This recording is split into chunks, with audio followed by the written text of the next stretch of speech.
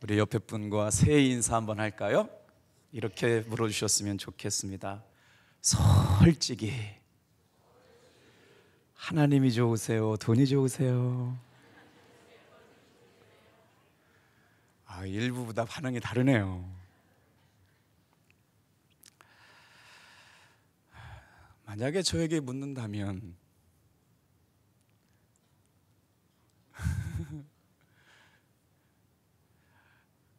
돈이 좋다고 얘기할 것 같아요. 하나님이 좋다고 얘기할까요? 감사합니다. 믿음이 복되시네요. 오늘은 신앙인들이 하나님께 드리는 돈에 관한 이야기를 해보려고 합니다. 어느 마을에 소를 기르던 농부가 있었어요.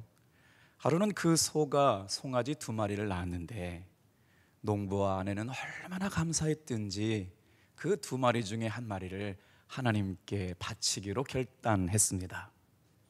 그때 아내가 물었습니다. 빨간 송아지와 흰 송아지가 있는데 당신은 어떤 송아지를 하나님께 드리려고 해요? 그랬더니 남편이 말씀을 합니다. 그런 것 신경 쓰지 말고 일단 열심히 키웁시다. 그런데 어느 날 갑자기 들에서 일하고 있는 남편에게 아내가 찾아와서 한마디 건넵니다. 여보, 큰일 났어요. 흰 송아지가 죽었어요. 그때 농부가 대답합니다. 이거 큰일 났구만. 하나님께 드리려고 했던 소가 죽었어. 반응이 이렇게 나오면 안 되는데 이해하셨어요? 좋습니다. 하나님께 드리려고 마음먹었던 송아지가 죽었네. 부인이 깜짝 놀라서 남편에게 묻습니다. 어째서 죽은 송아지가 하나님께 드리려고 했던 송아지였어요? 내가 당신한테 말 안 했지만 난 처음부터 흰 송아지를 하나님께 드리려고 했다우. 네, 이게 이해가 되고 있는 건지 이해가 안 되고 있는 건지 난감하네요. 여러분, 솔직히 돈이 좋은 사람들 참 많죠. 인생을 살면서 돈 좋지 않은 사람 없습니다. 하나님 앞에 드리려고 했던 그 송아지가 해필 죽어서 내 거는 살아 있어야 되고 하나님 거는 죽었다는 얘긴데 이걸 다시 말로 표현하니까 더 재미없어졌네요. 솔직히 오늘을 살아가는 수없이 많은 사람들은 하나님을 예배하면서도 돈이 더 중요하게 여기고 살아왔지 않아요? 그래서 오늘은 어떻게 하면 하나님을 더 사랑하는 사람들이 돈보다 하나님을 더 귀하게 여기고 살아가는 은혜가 있을까, 그 이야기를 해보려고 합니다. 성경은 과연 뭐라고 말씀하고 있는지 성경으로 돌아가 볼까요? 고린도전서 9장 7절 말씀을 같이 함께 읽겠습니다. 시작. 각각 그 마음에 정한 대로 할 것이요 인색함이나 억지로 하지 말지니 하나님은 즐겨내는 자를 사랑하시느니라.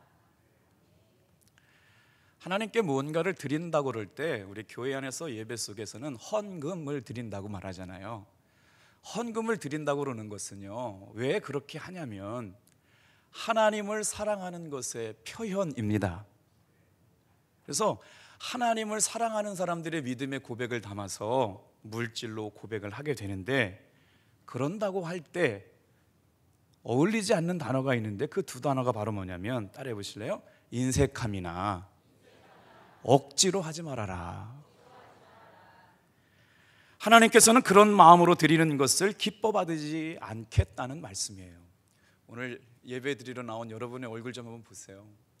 기대가 있으셨는지 감동이 있으셔서 막 주일날 오고 싶어서 오신 모습들이에요. 아멘. 억지로 하기 싫은 것 하려고 와 있는 분들은 없어요. 그래서 주님께서 말씀하시는 거예요.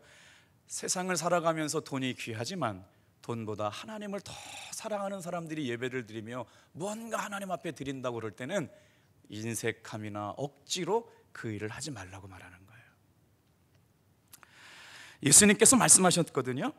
너희를 위하여 보물을 땅에 쌓아두지 말라. 그래서 주님은 때때로 돈을 통해서 우리의 믿음을 시험해 보신다고요. 2020년을 살아가는 날 동안 저는 주님께 기도했어요.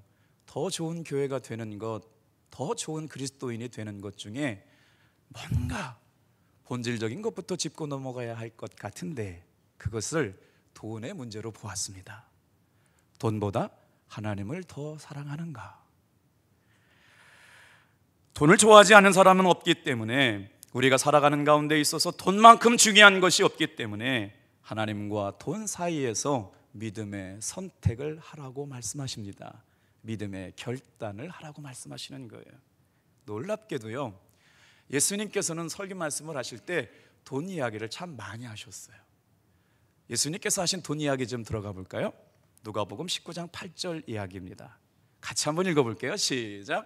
삭개오가 서서 주께 여짜오되 주여 보시옵소서, 내 소유의 절반을 가난한 자들에게 주겠사오며 만일 누구의 것을 속여 빼앗은 일이 있으면 내 갑절이나 갚겠나이다. 아멘. 잠깐만 띄워주세요. 삭개오는 우리말로 얘기하면 지금 세무서 소장님이신데 자기 동포들에게 고리대금을 좀 띄었던 것 같아요. 그리고 그게 인생의 목적과 비전이었을 수 있어요. 근데 예수님을 만나고 나서 지금 저렇게 얘기하고 있는 거예요. 예수님 보십시오, 내 소유의 절반이라도 가난한 사람들에게 주겠습니다. 내가 누구 것을 속여서 재물을 빼앗은 일이 있다면 내 것이 4배로 그들에게 갚아주겠습니다. 예수님을 만난 사람의 변화 이야기입니다. 여러분, 저는 이 말씀을 듣다가 깜짝 놀랐어요. 구원의 기준이 뭘까요? 우리는 믿음이라고 얘기합니다. 그런데 예수님께서 돈에 대해서 말씀하시다가 9절 말씀에 보니까 삭개오에게 자기가 돈이 회개된 것을 보고 속인 것들을 돌려주고 잘못한 것에 4배를 갚아주겠다라고 했던 삭개오의 믿음을 보고 예수님께서 9절에 이렇게 말씀하세요. 시작. 예수께서 이르시되 오늘 구원이 이 집에 이르렀으니 이 사람도 아브라함의 자손임이라. 스치고 지나가는 말씀으로 읽을 수가 없는 게, 돈은 영적인 힘이 있어요. 돈이 하나님 앞에 바로 세워져야, 돈의 주인이 누군지 바로 고백되어져야 하나님께서 우리의 영혼을 구원하신 데 기준이 될 수도 있다고 말씀하고 있는 거예요. 믿어지는 분만 아멘 해볼까요? 요즘 무슨 기준인지 알고 아멘 하셨어요? 삭개오가 자신의 인생에 돈의 쓰임새의 방향을 예수님이 원하시고 기뻐하시는 곳에 드리겠다고, 예수님께서 가난한 이웃들에게 나눠주라고 말씀하시면 그렇게 하고 거짓이 있었다면 4배나 더 얹어서 갚아주겠노라고 하는 그 고백 위에 너희의 집에 구원이 있다라고 말씀하세요. 그런다고 그럴 때 2020년 새로운 기대와 말씀을 가지고 살아가는 성도 여러분, 저와 여러분의 삶에 돈의 주인이 누구인지 새해 첫날 첫 예배 때 고백할 수 있게 되기를 축복합니다. 자, 돈을 어떻게 구별해서 사용하는지를 보면 그 사람이 어떤 신앙의 삶을 살고 있는지를 알 수 있습니다. 돈은 그가 어떤 사람인지를 보여주는 바로미터이기 때문에 그래요. 제가 강원랜드에서 앞에서 목회를 했잖아요. 저희 교우들 가운데는 카지노 갬블러가 있어요. 그러니까 도박 중독에 빠진 분이 계시고, 그분들의 게임을 돕는 딜러가 있었고, 전당포를 운영하는 성도들이 있어서 어떻게 설교의 퍼즐 잡기가 참 어려웠어요. 참 다양한 분들이 계셨고, 카지노 때문에 망가진 사람들이 있어서 카지노 안에 일어나는 많은 정보들을 갖게 되는데, 카지노 레스토랑 총 셰프가 저희 교회 권사님이셨어요. 그 권사님이 이런 말씀을 해요. 목사님, 저희 카지노에 놀러 오는 고객 중에 참 이상한, 설명할 수 없는 분이 있습니다. 어떤 분인데요, 한 주에 꼭 한 번 와가지고 주말에 1억씩을 베팅하는 분이 있는데요. 별로 놀라지도 않으시네요. 얼마나 자주 오느냐, 1년 52주를 매주마다 똑같이 와가지고 1억씩을 베팅한대요. 52억 정도는 돈이 아니니까 이렇게 별로 그렇게 감흥이 없죠. 그래서 그 중에 1억을 잃지 않으면 거기서 돕는 딜러들이나 서비스 하는 분들에게 최고급 양주를 이렇게 사주고 간다는 거예요. 돈이 얼마 있는지는 모르겠지만, 얼마나 부자인지는 모르겠지만, 그분의 돈은 분명히 그의 삶과 그의 영성을 보여주는 바로미터일 겁니다. 오늘 여러분의 돈은 누구를 향하여 가고 있나요? 그래서 예수님께서는 돈을 모으는 건 허락하셨지만 자신을 위하여 보물을 쌓지 말라고 말씀하셔요. 어떤 의도로 말씀하셨을까요? 돈을 하나님처럼 여기지 말고 살라고요. 하나님보다 돈을 더 믿지 말라고요. 사랑하는 성도 여러분, 돈에 대한 바른 계획을 가지고 하나님께서 주신 만큼 규모를 가지고 질서 있게 저축하시고 절제하고 절약하며 살아갈 수 있는 저와 여러분 되기를 축복합니다. 예수님의 말씀의 비유 가운데 38개 비유가 있는데 그 중에 놀랍게도 돈에 관한 이야기, 재물에 관한 이야기가 참 많아요. 그래서 예수님의 말씀을 종합해보면 돈과 신앙의 관계가 결코 깊은 관계가 있다는 것들을 말씀해주고 있다는 거예요.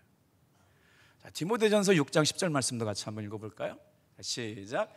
돈을 사랑함이 일만하게 뿌리가 되나니 이것을 탐내는 자들은 미혹을 받아 미흡함에서 떠나 많은 근심으로 자기를 찔렀다.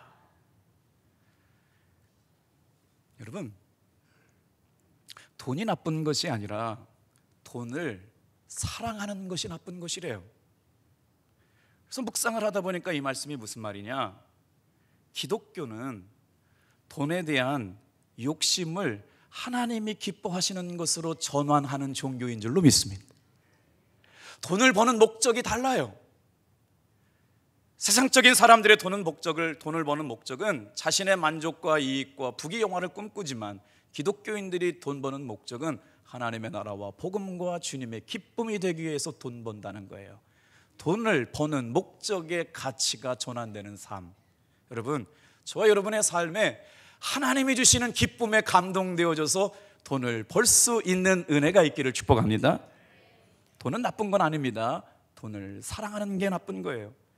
그래서 사도 바울이 돈에 대해서 결정을 내렸어요. 아주 명쾌하게 결론을 내렸어요. 우리 한번 볼까요? 빌립보서 4장 12절 말씀 좀 크게 읽어볼게요. 시작. 나는 비천에 처할 줄도 알고 풍부에 처할 줄도 알아.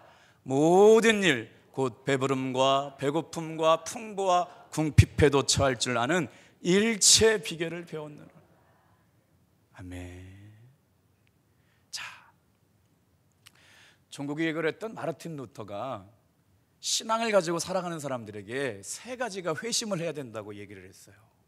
그러니까 기독교 신앙을 가지고 살아가는 우리가 진짜 믿음의 삶을 살아가려고 그러면 그 사람의 삶에는 세 가지 변화가 있어야 되는데 뭔가 한번 말씀드려 볼게요. 첫 번째는 머리가 회심해야 된다고 생각했어요. 뭘 얘기했잖아요?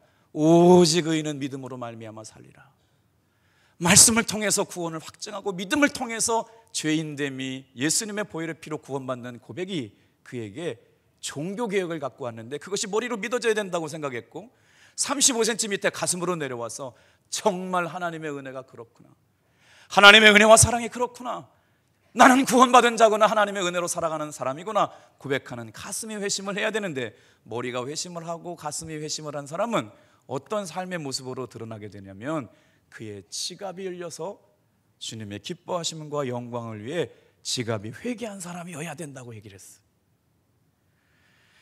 자, 그래서 여러분, 오늘 우리가 돈을 생각하고 고백하는 마음은 어디서부터 시작되느냐? 여기서부터 시작됩니다. 돈에 대한 성경적 관점 말이에요.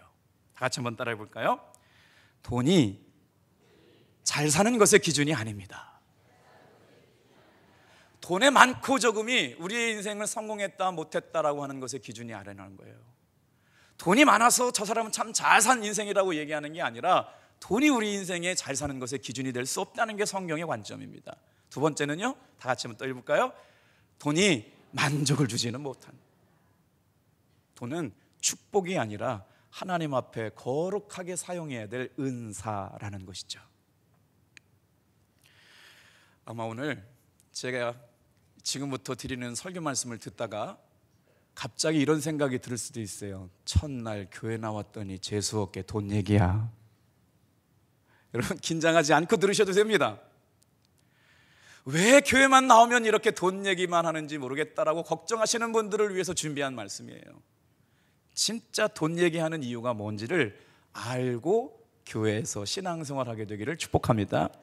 자, 한번 들어가 볼게요. 성경으로. 저희 교회는 해병대 장군님도 은퇴하셨지만 계시고, 방공포대 대대장님도 계시고, 2,000억짜리 전투 비행기를 운전하시는 파이럿도 우리 교회 출석하고 계시거든요. 얼마나 멋져요? 청년 가운데는 하사 부서관도 계시고, 군대 다 다녀오셨잖아요. 인간이 가장 공포스럽게 느끼는 높이가 몇 미터인지 혹시 아세요? 알고 계시네요. 인간이 가장 공포스럽게 느끼는 높이가 11m랍니다. 그래서 특수부대 부대원들은 공수훈련을 받을 때 막타워라고 하는 곳에 올라가서 훈련을 하게 되는데 수도 없이 반복 훈련을 하게 되죠. 그래서 11m에서 뛰어내리는 훈련을 잘 하게 되면 실제로 비행기에서 뛰어내릴 때도 두려움을 느끼지 않고 뛰어내릴 수 있다고 합니다. 놀랍게도 여러분, 김동호 목사님이라는 분이 책을 썼는데, 깨끗한 부자라고 하는 그 책의 내용 가운데 믿음의 성도들이 하나님을 사랑함을 경험하고 믿음의 가장 두려운 물질의 금액이 얼마냐? 11조가 바로 11m처럼 공포스러운 금액이라는 거예요. 저렇게 이해를 하시는 분이 계시니까 소망이 있어요. 지금 뭔가 이해하시고 웃고 계시는 거죠. 교회에 나와서 듣는 얘기보다 11조 얘기만 나오면 막 경기가 일어서가지고 또 오늘도 돈 얘기네. 그런데 여러분, 그 얘기가 당신의 믿음을 번지 점프 못하게 만드는 영적 두려움인 것을 깨닫게 되길 바랍니다. 그래서요, 11조를 통과한 믿음이 되고 나서부터는 돈에 대한 욕심에서부터 자유해지고, 물질에 대한 두려움에서 자유해 주시고, 나에게 먹을 양식을 주시는 이가 누구시냐라고 하는 뚜렷한 고백 가운데 하나님이 어떻게 역사하시며 어떻게 부어주시며 어떻게 채워주시는 것을 경험하는 사람이 될 줄로 믿습니다. 그렇기에 오늘 저와 여러분은 새해 첫날부터 돈을 주님의 주권 아래 올려놓고 살아보자는 겁니다. 속회를 새롭게 편성했어요. 그리고 나서 저한테 막 이쪽 저쪽에서 얘기들이 돌려와요. 어디는 13명이 모였고, 어디는 9명이 모였고, 어디는 행복했고, 어디는 즐거웠고, 얼마나 감사한지 몰라요. 그분들 중에 한 분이 저한테 와서 이렇게 말씀해 주셨습니다. 목사님, 제 남편하고요 아주 중요한 결단을 하나 내렸는데 들어보세요. 그리고 기도해 주세요. 뭐예요? 제 남편은 서산에도 사업체가 있고 당진에도 사업체가 있는데 아직까지 한 번도 11조를 못했답니다. 그런데 놀랍게도 제 남편이 이렇게 저한테 제안하면서 속회에 나와가지고 올해만큼은 하나님이 우리의 삶에 어떻게 역사해 주는지 11조를 드리면서 신앙생활 해봤으면 좋겠다고 그래요. 목사님, 기도해 주세요. 기대가 되기 시작했어요. 어떠한 마음의 감동이 있어서 그런 고백을 했는지 모르지만, 과연 그렇게 고백하는 성도에게 하나님은 어떻게 일하시고 역사하실까? 2020년이 마무리될 쯤 그분들의 가정에 어떤 역사가 일어날까가 기대가 됩니다. 여러분, 교회 다니는 것 가운데 가장 어려운 것 중에 하나가 11조 이야기일 것 같아요. 11조를 드릴 수 있는 믿음의 성도는 돈에 대한 욕심을 통과한 성도입니다. 물질로부터 유혹을 점프할 수 있는 신앙의 성장을 경험한 성도입니다. 결국 돈의 욕심으로부터 자유함을 경험한 성도가 될 겁니다. 그래서 이스라엘 백성들에게 하나님께서 요구하세요. 다 같이 한번 따라해 볼까요? 너에게 먹을 양식을 주시는 이가 누구냐? 여러분에게 먹을 양식을 주시는 이가 누구세요? 직장 상사? 사장님? 아니죠. 나일 수도 있어요. 그러나 돈보다 하나님을 더 사랑하는 사람들의 믿음의 고백 가운데는 오늘 나에게 먹을 양식을 주시는 이는 하나님이십니다. 그 믿음이 바로 세워지게 될 때마다 돈의 영적인 흐름이 하나님이 기뻐하시는 곳으로 흘러가게 될 줄로 믿습니다. 돈은 영적인 힘이 있어요. 우리를 타락시킬 수 있는 힘도 있고, 돈을 통해서 하나님의 살아계심을 경험할 수 있는 축복을 경험하기도 하기 때문에 돈은 양면적이에요. 중립적이에요. 돈이 약한 건 아닙니다. 그러나 돈을 사랑하는 마음이 깊어지면 우리는 타락하게 되는 거고, 하나님을 사랑하는 마음이 깊어지면 우리는 하나님의 축복을 경험하는 사람이 될 줄로 믿습니다. 자, 성경 말씀으로 들어가 볼게요. 신명기 14장 말씀에 드디어 11조를 명령하는 구절이 나와요. 창세기에 보면 아브라함이 멜기세덱에게 11조를 드리고 야곱이 11조를 드린 이야기가 있는데, 성경 안에서 11조를 드려라 라고 하는 명령의 말씀이 나오는데 왜 그런 말씀을 써놨는지 설명해 드릴게요. 한번 신명기 14장 28절부터 29절을 내 목소리를 크게 읽어보겠어요. 시작. 다시요. 14장 28절 29절 같이 읽어요. 시작. 매 3년 끝에 그의 소산의 10분의 1을 다 내어 내 성읍에 저축하여 너희 중에 분깃이나 기업이 없는 레위인과 내 성중에 우거하는 객과 고아와 과부들로 와서 먹어 배부르게 하라. 그리하면 내 하나님 여호와께서 너의 손으로 하는 범사의 복을 주시리라. 사랑하는 성도 여러분, 이 말씀은 이렇게 해석됩니다. 하나님은 이 시간 예배하는 사람에게 복 주실 줄로 믿습니다. 그런데 전제 조건이 있어요. 어떻게요? 신명기 사관에 의하면 이 말씀을 기록하고 있는 사람들은 농사가 주업이에요. 그런데 농사할 수 없어서 경제적인 능력이 없는 사람들이 있었잖아요. 그것을 뭐라고 얘기하면 사회적인 약자라고요. 성경에 나오는 가장 사회적인 약자가 누굴까요? 이 보니까 객이래요. 우리로 말하면 외국인 노동자들 말이에요. 우리로 말하면 고아래요. 부모님이 없는 사람들 말이에요. 그리고 남편을 잃어버린 사람들에게는 누구도 도움을 주지 않거든요. 그런데 너희들이 소산과 소출을 가진 것을 누구를 위하여 흘려보낼 때 복이 임한다? 그 당시에 가장 사회적인 약자들을 향하여 물질이 흘러갈 때 하나님께서는 그들에게 복을 주시겠다는 거예요. 할렐루야. 여러분, 11조의 원리는 여기서부터 시작됩니다. 그러면서 말씀하죠. 22절 좀 다시 한번 읽어볼게요. 시작. 너는 마땅히 매년 토지 소산의 11조를 드릴 것이며. 성경을 읽다 보면 갑자기 눈에 들어오는 단어가 있어요. 마땅히. 하나님은 천지와 우주 만물을 창조하신 하나님인데 돈이 없으셔가지고 어린이들 코 묻은 돈 뺏어가듯이 우리한테 돈 뺏어가기 위해서 돈을 내놓으라고 하셨을까요? 그럴 하나님이 아닐 것 같아요. 그런데 마땅히 성도들에게 요구를 하고 계시는 이유가 바로 뭐냐? 하나님께서는 우리에게 전부를 주셨습니다.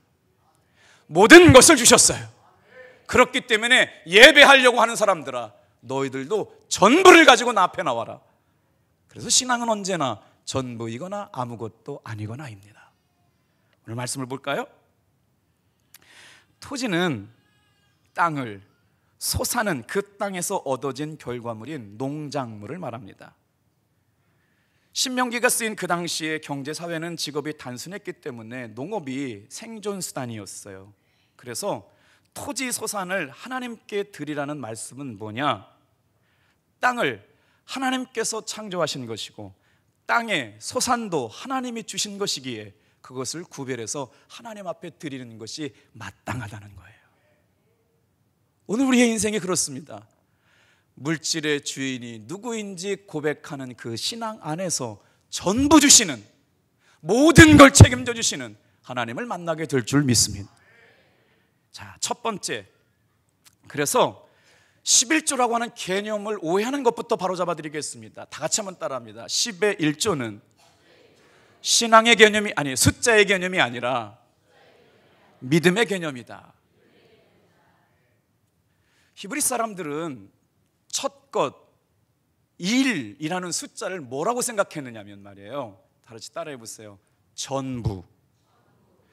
10개 중에 하나는 하나님 거고 9개는 내 것이라는 그런 개념이 아닌 거예요. 첫 것을 드렸다는 거예요. 첫 것의 일, 히브리 사람들의 일이라고 하는 그 10의 일이라고 하는 것은 뭐냐면 10개 중에 모든 걸 대표하는 거예요. 첫 것을 드렸다는 건 내가 가지고 있는 것의 전부를 드렸다는 거예요. 그러면 두 번째 거, 세 번째 거, 네 번째 거, 다섯 번째 거도 누구 거예요? 하나님 거라는 거예요. 11조 신앙은 거기서부터 시작돼요. 여러분, 이스라엘 백성들이 출애굽을 할 때 바로 왕이 이스라엘 백성들을 보내지 않았잖아요. 그래서 마지막 10번째 재앙이 뭔지 재앙인지 기억나세요? 장자를 친 거예요. 성경적인 신명기적인 사관에서 보면 장자를 친 건 뭐냐면요, 애굽의 전부를 치신 거예요. 장자가 모든 것을 대표하는 대표성을 갖고 있기 때문에. 할렐루야. 그래서 우리가 10의 1조를 하나를 드린다는 개념은 잘못된 개념이에요. 첫 것, 으뜸인 것, 가장 귀한 것, 내 믿음의 정성을 담아서, 생명을 담아서 하나님 앞에 생명 주신 하나님께 감사의 믿음의 고백을 드립니다 라고 하는 게 11조 신앙이라는 거예요. 여러분, 2020년 하나님께서 복을 주시길 원하세요? 저와 여러분들의 물질의 주인이 하나님인 것을 인정하는 것부터 시작될 줄로 믿습니다. 아멘. 자, 그래서 땅의 열매를 거두게 하신 원인이 누구에게 있느냐? 하나님께 돌리는 거예요. 나에게 생명의 원인이 어디 있느냐? 생명 주신 아버지께 찾는 거예요. 내가 누리고 있는 것이 누구냐? 하나님이 주셨기 때문에 누리게 된 거라고 하는 겁니다. 원인이 누구냐? 내가 잘해서가 아니에요. 내가 노력해서가 아닙니다. 내가 열심히 해서가 아니라 하나님의 것이기에 내가 하나님께 드릴 뿐입니다 라고 하는 고백 안에서 출발한다는 거예요. 소득을 걷게 된 것, 소출을 갖게 된 것의 원인과 결과를 하나님의 손에서 발견하게 된다는 것이죠. 이게 바로 헌금의 정신이고 11조의 정신이에요. 23절 한번 읽어볼까요? 같이 읽겠습니다. 시작. 내 하나님 여호와 곧 여호와께서 그의 이름을 두시려고 택하신 곳에서 내 곡식과 포도주와 기름의 11조를 먹으며 너 내 소와 양의 처음 난 것을 먹고 내 하나님 경외하기를 항상 배울 것이다. 오늘 뵈니까 평상시 교회 안 나오시는 분들이 참 많이 나오셨네요. 제가 제 믿음으로 한번 해석해 드려 볼게요. 왜 오셨냐고요? 하나님께서 주님의 영광을 두시려고 당신을 이곳에 불러주셨습니다. 믿어지는 분만 크게 아멘 해볼까요? 왜 오늘 우리가 이렇게 신년 예배로 하나님 앞에 예배하게 되었느냐? 하나님의 영광을 둘 사람을 찾았단 말이에요. 하나님이 영광과 은혜와 복을 주실 사람을 찾았다는 거예요. 그 예배의 자리를 찾았다는 거예요. 그 자리가 이 자리가 되길 축복합니다. 이거는 믿음이 아니고서는 고백될 수 없는 거예요. 세상의 숫자 개념으로 판단해서 주판 하나를 굴려가지고는 이해되지 못하는 겁니다. 하나님의 영광을 둘 사람을 찾았고요, 하나님의 축복을 드러낼 사람을 찾았고요, 하나님께서 예배를 받으실 곳에서 자신의 전부를 드리는 사람들을 향하여 내가 거기서 너와 만나고 내가 그들에게 복 주리라. 삶의 주권이 하나님께 있습니다. 물질의 주권이 하나님께 있습니다. 생명의 주권이 하나님께 있습니다. 내가 살아도 주를 위하여 살고 죽어도 주를 위하여 살겠습니다 라고 하는 신앙의 고백 위에 하나님이 전부를 책임져 주시겠다는 신앙 말이에요. 이게 헌금의 진정한 의미고요, 나에게 먹을 양식을 주시는 이가 하나님이라고 하는 고백이고요, 나의 예배를 받으시기 위해서 저와 여러분을 이 자리로 불러주셨다는 겁니다. 그래서 뭘 배워요? 다 같이 한번 따라해 볼까요? 하나님 경외하기를 항상 배울 것이니라. 예배는 뭐예요? 하나님을 만나러 가는 거예요. 말씀은 뭐예요? 내 영혼의 생명의 양식이에요. 그런데 하나님보다 더 사랑하는 것 가지고 어떻게 하나님을 만나냐는 거예요. 오늘 우리의 예배가 바로 세워지길 원합니다. 더 좋은 그리스도인, 더 좋은 교회는 그가 주님 앞에 주님이 기뻐하는 예배자가 될 때 가능한 이야기입니다. 정말 진정한 예배자가 된다고 할 때 하나님 앞에 전심으로 가장 중요한 것, 으뜸되는 것, 첫 것, 하나님께서 주신 것 전부를 드리는 것 가지고 한 해 동안 예배할 수 있게 되기를 축복합니다. 자, 그 은혜를 경험했던 이야기가 이제 창세기로 갑니다. 야곱은 도망자였습니다. 피신하고 있었습니다. 베델에서 깊은 밤을 지나고 있을 때 밤이 깊었습니다. 사방팔방을 둘러보아도 소망과 희망은 보이지 않는데 야곱은 원래 믿음의 사람이었기에 그때 베델에서 돌 하나를 세워놓고 제단을 쌓습니다. 그리고 결단을 합니다. 어떤 것처럼요? 오늘 예배처럼 말이에요. 여러분, 오늘 예배는 똑같은 예배가 아니고요, 1년에 52주 중에 첫 번째 예배를 드리면서 신앙의 고백과 다짐을 하는 예배인데 야곱의 고백이 저와 여러분의 결단되기를 바랍니다. 한번 성경 읽어볼까요? 창세기 28장 22절이요. 같이 읽어요. 시작. 내가 기둥으로 세운 이 돌이 하나님의 집이 될 것이요 하나님께서 내게 주신 모든 것에서 내가 10분의 1을 반드시 하나님께 드리겠나이다. 사랑하는 성도 여러분, 11조는 단순하게 돈의 문제가 아니라 신앙의 문제며 믿음의 고백이며 믿음의 결단이라는 거예요. 하나님을 사랑하여서 하나님을 예배하기 위해서 하나님이 전부인 것이라고 고백하는 사람들이 그 은혜에 감사하여 드려지는 신앙의 표현이기에 숫자로 설명되지 않는 거예요. 첫 것을 드렸다는 건 가장 중요한 것을 드렸다는 것이고, 으뜸인 것을 드렸다는 것이고, 첫 열매를 드렸다는 것이고, 전부를 드렸다는 것이고, 나머지 9도 하나님의 것임을 고백하는 신앙의 표현이었다는 거예요. 그래서 말입니다, 하나님께서는 그렇게 살기를 다짐하는 사람들에게 복을 약속해 주셨어요. 다 같이 한번 따라해 보세요. 인생 가운데는 더하기 인생이 있고 곱하기 인생이 있다. 사랑하는 성도 여러분, 오늘 이 예배 가운데 여러분은 하나님의 은혜로 2020년 곱하기 인생이 되기를 축복합니다. 뭐예요? 숫자 시간이, 산수 시간이 돌아왔어요. 1 더하기 1은 얼마죠? 2죠. 1 곱하기 1은요? 그러면 2 더하기 2는 뭐예요? 2 곱하기 2는요? 이제 3부터 달라지기 시작해요. 하나님께서 뭐라고 말씀하셨느냐? 심은 것에 복을 주시는데 30배, 60배, 100배의 축복을 주시겠다는 것은 산술적으로 이해될 수 없는 것이에요. 하나님의 계산 방법이거든요. 그런데 곱하기 인생은 어떤 인생이냐? 이제 4부터 개념이 달라져 가기 시작해요. 4 더하기 4는 얼마죠? 4 곱하기 4는 얼마일까요? 이제 10을 곱해 볼게요. 10 더하기 10은 얼마일까요? 10 곱하기 10은 얼마일까요? 여기서부터 차이가 나기 시작하는 거예요.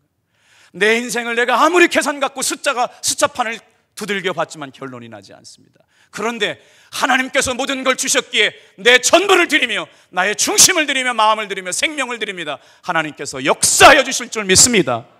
그게 바로 곱하기 인생이 되는 거예요. 여러분의 기업 말입니다. 첫 것 드려보시고, 중심으로 드려보시고, 11조 드려보시고, 하나님께서 더하기 인생으로 살게 하시는지 곱하기 인생으로 살게 하시는지를 경험해 보실 수 있게 되길 축복합니다. 이제 마지막이에요. 11조는 따라해 볼까요? 예수님의 구원해 주신 은혜를 고백하는 겁니다. 여러분, 11조와 예수님과 상관이 있다는 설교 들어보셨어요? 11조와 예수님과 상관이 있어요. 아주 긴밀한 상관이 있어요. 예수님이 뭐로 오셨어요? 첫 열매로 오셨어요. 잠자는 자를 첫 것으로 오셨어요. 예수님을 믿음으로 말미암아 우리의 삶에 모든 영적인 문제, 물질적인 문제, 혼적인 문제, 정신적인 문제가 치유될 수 있음을 믿으시길 바랍니다. 예수님은 하나님의 맏아들이자 첫 아들로 이 땅에 오셨습니다. 이제 결론이에요. 내가 무엇인가를 하나님 앞에 드릴 수 있다는 것은 하나님께서 나에게 뭘 주셨다는 거예요. 할렐루야. 이 고백이에요. 내가 뭔가를 가지고 있다는 것은 하나님께서 나에게 분명히 뭔가를 주셨다는 거예요. 우리는 하나님께로부터 받은 것을 하나님 앞에 돌려드리는 신앙의 고백. 이 물질의 주인은 하나님이십니다. 내 생명의 주인은 하나님이십니다. 오늘 저와 여러분의 고백이 영적인 힘이 있는 돈이 나를 주인 삼지 않게 되고, 우리의 영혼의 주인은 하나님이십니다라고 하는 고백 가운데 하나님의 방법으로 갚아주시고 채워주시는 은혜를 경험하는 2020년 되길 축복합니다. 기도하겠습니다.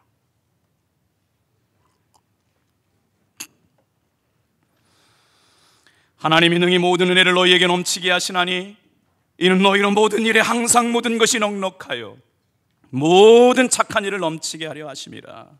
주님, 2020년 더 좋은 교회, 더 좋은 그리스도인 되는 첫 달 첫 예배가 하나님의 사람들이 하나님께 드리는 돈에 관한 이야기로 믿음을 고백했습니다.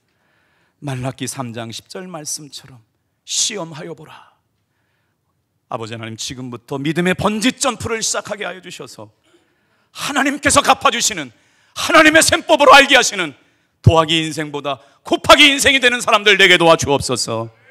예수님의 이름으로 축복하며 기도합니다.